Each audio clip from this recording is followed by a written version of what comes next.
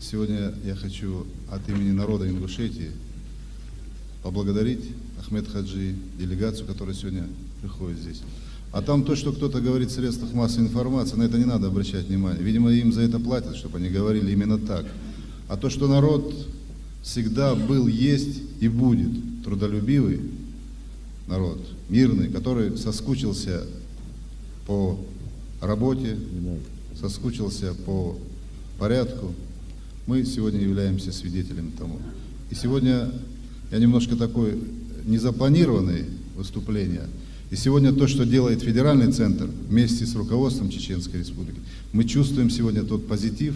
И Ингушская Республика, руководство Ингушской Республики будет всеми доступными формами оказывать помощь Чеченской Республике, как и всем остальным субъектам федерации.